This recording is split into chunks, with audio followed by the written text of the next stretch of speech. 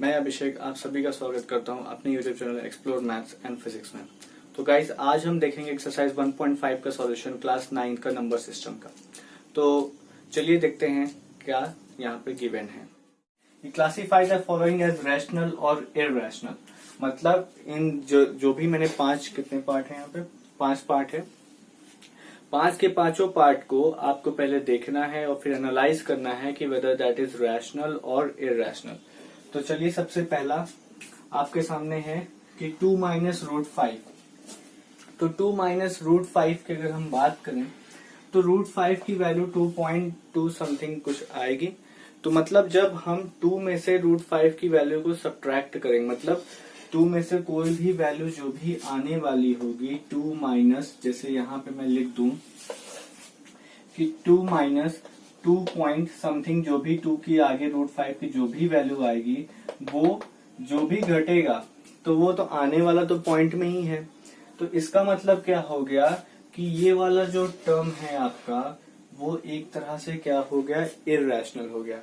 मतलब ये आपका इररैशनल है। अब इसके बाद सेकेंड वाला टर्म देख लेते हैं। यहाँ पे 3 plus root 23 minus of root 23 है। तो ये देखिए ब्रैकेट लगा हुआ है, यहाँ माइनस है, तो ये रूट 23 ये रूट 23 कट जाएगा जब ब्रैकेट हम हटाएंगे। जैसे ही ब्रैकेट हटाया तो ये आ गया आपका 3। तो फिर जैसे ही ये 3 आ गया है, अब हम यहाँ पे क्या कह सकते हैं कि 3 बेसिकली हम 3 को 3/1 का फॉर्म लिख सकते हैं। तो 3/1 का फॉर्म मतलब क्या हो गया, ये रैशनल हो गया।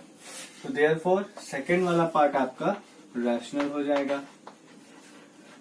अब बारी आती है थर्ड वाले पार्ट की। तो थर्ड वाले पार्ट में देखिए रूट 7 से रूट 7 कट जाएगा, आपका बचा 2/7 जो कि रैशनल होता है।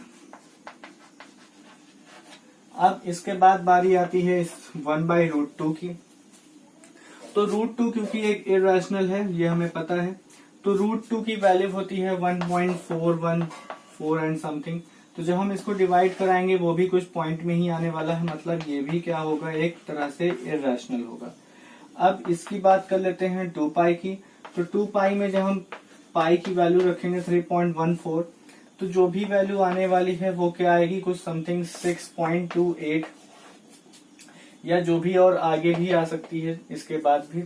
तो 6.28 डॉट डॉट डॉट, बेसिकली ये देखिए क्या है, एक तरह से नॉन टर्मिनेटिंग है एंड नॉन रिकरिंग है। इस वजह से ये वाला जो आपका फिफ्थ वाला पार्ट है ये भी क्या हो जाएगा, इररैशनल हो जाएगा। तो ये तो हो गए आपके क्वेश्चन नंबर 1 के 5 पार्ट के सॉल्यूशन। अब मैं करने जाऊंगा क्वेश्चन नंबर 2 को। चलिए देखते हैं क्वेश्चन नंबर 2 में क्या है। तो चलिए देखते हैं क्वेश्चन नंबर 2 का 2 पार्ट गिवन है और कह रहा है simplify the following expression. Simplify the following expression, हमें केवल इनको सिंप्लीफाई करना है और कुछ नहीं करना है। तो सबसे पहला काम, ये ध्यान से देखिए a प्लस बी है, ये a माइनस बी है। तो आप फॉर्मूला लगा सकते हैं जो कि क्या होता है, a square minus B square. तो a square minus B square हो गया। तो यहाँ पे a की जगह पे 3 का स्क्वायर और b की जगह पे है √3 का स्क्वायर। 3 का स्क्वायर 9, √3 का स्क्वायर 3, मतलब आंसर कितना आएगा, 6। अब देखिए second part, a plus B का होल स्क्वायर है ये। तो चलिए फॉर्मूला होना चाहिए। सबसे पहला बात फॉर्मूला, a प्लस बी का होल स्क्वायर होता है a square plus B square plus 2ab। तो यहाँ से सीधे सीधे ये आ रहा है कि ये √5 का स्क्वायर है प्लस √2 का स्क्वायर है प्लस ट्वाइस ऑफ √5 इंटू √2। जैसे ही ये किया आपने, √5 का स्क्वायर करेंगे तो 5 आ जाएगा, √2 का स्क्वायर करेंगे 2 आ जाएगा और √5 इंटू √2 करेंगे तो 2√10। मतलब आपका कितना ये सॉल्यूशन आ रहा है सॉल्व करने के, 7 प्लस 2√10। ये आपका हो गया सिंप्लीफाई कितने आसान तरीकों से। तो अब चलते हैं क्वेश्चन नंबर 3 की तरफ। तो सॉरी फॉर द इनकन्वीनियंस, वो जो अभी हम लोगों ने क्वेश्चन सॉल्व किया था वो सेकंड और थर्ड पार्ट था क्वेश्चन नंबर 2 का। अभी सेकंड का फर्स्ट और फोर्थ पार्ट बचा था, तो चलिए मैंने लिख दिया है बोर्ड पे, उसे कर लेते हैं। तो सबसे पहले देखिए यहाँ पे 3 प्लस रूट 3 है, 2 प्लस रूट 2 है, यहाँ पे कोई भी फॉर्मूला नहीं बन रहा है। तो यहाँ पे हम सबसे पहले क्या करेंगे, मल्टीप्लीकेशन सिंपली। तो सिंपली मल्टीप्लीकेशन मतलब एक बार इसका इसके साथ करेंगे, फिर इसका इसके साथ करेंगे, फिर इसका इसके साथ करेंगे और फिर इसका इसके साथ करेंगे। तो चलिए, तो 3 का पहले मल्टीप्लाई हमें करना पड़ेगा 2 प्लस रूट 2 से, वो लिख दिया, प्लस रूट 3 का मल्टीप्लीकेशन हमें करना पड़ेगा 2 प्लस रूट 2 के साथ। तो जब मल्टीप्लाई करते हैं तो 3 2 जा 6 हो जाएगा ये सीधे सीधे, और प्लस 3 रूट 2 ये बन जाएगा, और इधर मल्टीप्लाई कराएंगे तो ये 2 रूट 3 बन जाएगा और ये रूट 6 बन जाएगा। तो अब जो चीज हम सॉल्व कर सकते हैं, वैसे यहाँ पे तो कोई चीज नहीं बन रही है, सीधे सीधे इसको लिख दीजिए, जो आपका सॉल्यूशन है यही आपका सॉल्यूशन होगा, क्योंकि यहाँ पे आपको कोई भी चीज नहीं मिल रही कि आप उनको ऐड कर सके, तो यही आपका यहाँ पे प्रॉपर एक सॉल्यूशन हुआ। यहाँ पे देखिए a plus B A minus B का फॉर्म है, तो मतलब A square minus B square के फॉर्म में हम इसको डायरेक्टली चेंज कर सकते हैं। तो यहाँ पे क्या आ जाएगा, ये रूट 5 का स्क्वायर माइनस ऑफ रूट 2 का स्क्वायर, तो मतलब 5 माइनस 2 बराबर 3। तो ये हो गया आपका फर्स्ट और फोर्थ पार्ट। अब चलते हैं क्वेश्चन नंबर 3 की तरफ। तो चलिए देखते हैं क्वेश्चन नंबर 3 को। कह रहा है कि recall pi is defined as the ratio of a circumference of a circle to its diameter. मान लीजिए डायमीटर कोई d है, तो कह रहा है that is pi is equal to C, this seems contradicts the fact that pi is irrational. तो how will you resolve this contradiction. तो सबसे पहला चीज जो आपसे यहाँ पे ये कह रहा है, इसको ध्यान देना है कि कह रहा है कि पाई जो है, जब भी हम रेशियो ऑफ सर्कमफ्रेंस मतलब defined as ratio of circumference of circle, मतलब पाई को हम कहाँ यूज करते हैं, जो जब भी हमें रेशियो निकालना होता है सर्कमफ्रेंस ऑफ सर्कल में, हम वहां इस्तेमाल करते हैं। और मतलब अगर हम कोई भी चीज है, मतलब यहाँ पे कहते हैं कि अगर हम पाई को कांस्टेंट मान ले या सी मान ले, जो भी है, तो ये क्या कर रहा है, एक तरह से कंट्राडिक्ट कर रहा है। मतलब pi is equal to C by D, sorry pi is equal to C by D इन्होंने कह दिया है।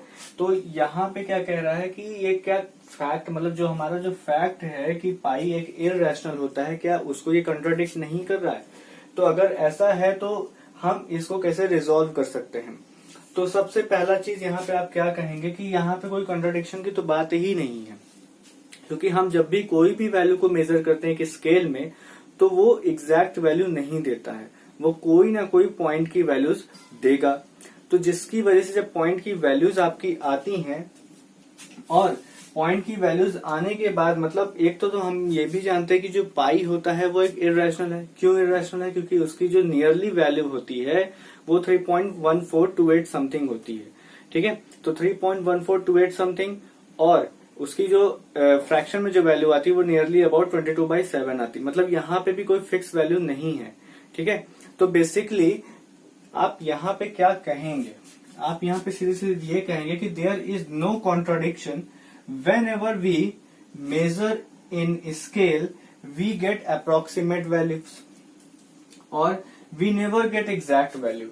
So therefore we may not realize, हमें ये पता ही नहीं कर पाएंगे कि C या D कौन इनमें से इररेशनल है। तो इसका क्या मतलब हो गया कि जो वैल्यू है पाई की वो 22/7 है, जो कि C by D का फॉर्म है। तो अब हमें यही नहीं पता चल रहा है कि यहाँ पे इररेशनल कौन है इन दोनों में। तो फिर हम क्या कह देंगे सीधे सीधे कि विच नियरली इक्वल, मतलब ये 22/7 जो है वो नियरली इक्वल किसके है, 3.1428, और आगे भी आ सकता है डिजिट। तो मतलब हम यहाँ पे रियलाइज नहीं कर पा रहे हैं कि सी और डी उनमें से कौन इररेशनल है। तो देयरफॉर हम यहाँ पे कॉन्ट्रडिक्शन की तो बात ही नहीं करी, क्योंकि हमें ये पता है कि पाई एक ऑलरेडी इररेशनल होता है। तो बस आपको ये स्टेटमेंट देना है और इसके बाद आपको ये क्वेश्चन यहीं पे खत्म कर देना है। तो चलिए देखते हैं अब नेक्स्ट क्वेश्चन की तरफ। तो चलिए देखते हैं क्वेश्चन नंबर 5 की तरफ। कह रहा है कि रैशनलाइज द डिनोमिनेटर। ये 4 पार्ट हैं 5th में, तो इन चारों पार्ट में करना कुछ नहीं, बस डिनोमिनेटर को रैशनलाइज करना है। तो चलिए देखते हैं पहला पार्ट कैसे रैशनलाइज हम करते हैं। तो देखिए यहाँ पे आपको क्वेश्चन देके रखा है कि 1/√7। तो 1/√7 को हम कैसे रैशनलाइज करा सकते हैं। तो एक चीज हमेशा ध्यान रखिएगा रैशनलाइजेशन में कि सब जो भी चीज हम करते हैं multiply whether that is divide, वो दोनों में करेंगे। दोनों में इन द सेंस मतलब न्यूमरेटर में भी करेंगे उसी से डिवाइड, डिनोमिनेटर में भी उसी से करेंगे। तो यहाँ पे जैसे अगर 1/√7 है तो मैं क्या कर रहा हूँ, यहाँ पे √7 से ही मल्टीप्लाई और √7 से ही डिवाइड करा रहा हूँ। ठीक है। तो 1 इंटू रूट 7 क्या हो जाएगा, रूट 7, और रूट 7 इंटू रूट 7 क्या हो जाएगा, 7। ठीक है। तो यहाँ पे देखिए डिनोमिनेटर में क्या आ गया है, ये मतलब जब इसको मैंने रेशनलाइज किया तो ये रूट 7/7 आ गया। तो ये आपका हो गया फर्स्ट वाला सॉल्यूशन। अब बात करते हैं सेकंड वाले की। तो सेकंड वाले के लिए चलो स्पेस ले लेते हैं। सबसे पहली बात, सेकंड वाला भी मैं यहीं पे सॉल्व कर दे रहा हूँ सॉल्यूशन इसका सेकंड पार्ट का। तो सेकंड वाले का जब मैं सॉल्व करूंगा तो यहाँ पे सबसे पहला 1/√7 माइनस √6 है। तो जैसा कि मैंने कहा था कि रेशनलाइजेशन में जब भी करते हैं मल्टीप्लीकेशन या डिवीजन दोनों तरफ करते हैं, न्यूमरेटर में भी और डिनोमिनेटर में भी। तो यहाँ पे मैं √7 प्लस √6, मतलब रेशनलाइजेशन करने का क्या मतलब है, अगर यहाँ पे माइनस है तो इसी का उल्टे साइन से हम मल्टीप्लीकेशन करा देंगे यहाँ पे। तो ये देखिए यहाँ माइनस था तो यहाँ पे मैंने प्लस कर दिया, अगर यहाँ प्लस होता तो यहाँ पे माइनस हो जाता। अब इसके बाद क्या करना है, देखिए 1 इंटू ये करेंगे √7 प्लस √6 तो वही वापस में आएगा। अब a plus B a minus B है तो क्या होता है फॉर्मूला, a² माइनस b², मतलब √7 का स्क्वायर माइनस ऑफ √6 का स्क्वायर। तो यहाँ पे जब हम इसको सॉल्व करेंगे तो √7 प्लस √6 अपॉन √7 का स्क्वायर मतलब 7 और √6 का स्क्वायर मतलब 6। तो यहाँ पे सॉल्व करने पे कितना आ रहा है, √7 प्लस √6 अपॉन 1, या फिर इसको हम लिख सकते हैं केवल √7 प्लस √6। तो ये हो गया आपका सेकेंड पार्ट। अब चलते हैं थोड़ा थर्ड पार्ट की तरफ, देखते हैं थर्ड पार्ट में क्या है।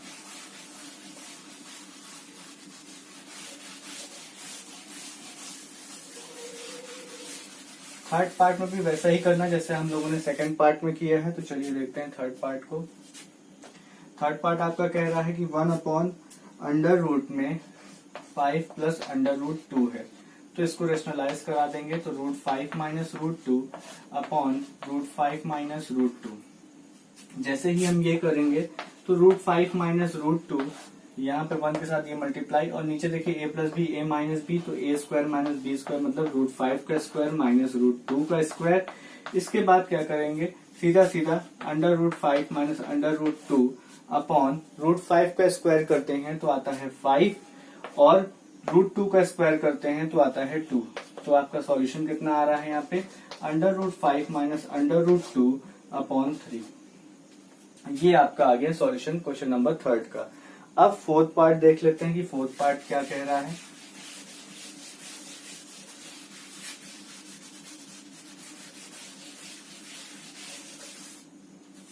तो चलिए फोर्थ पार्ट की तरफ चलते हैं।